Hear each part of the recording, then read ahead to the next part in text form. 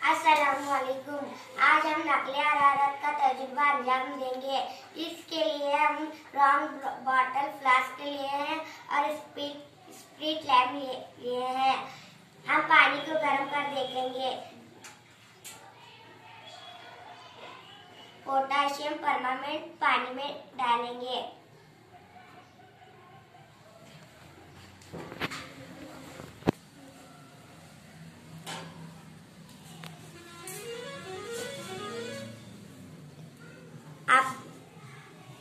आप देख सकते हैं कि पानी जो गर्म है ऊपर आ रहा है, ठंडा पानी नीचे जा रहा है। फिर से पानी जो गर्म है गुलाबी कलर का वो ऊपर जा रहा है, ठंडा पानी नीचे आ रहा है। इस तरह पूरा पानी गर्म हो जाता है। इस अमल को नकली हरारत कहते हैं। कन्वेक्शन ऑफ हीट भी कहा जाता है। जी, तो आपने देखा कि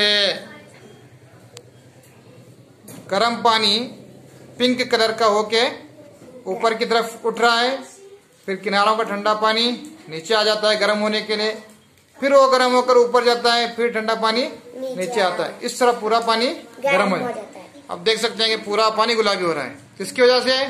पोटाशियम परमानेंट की वजह से।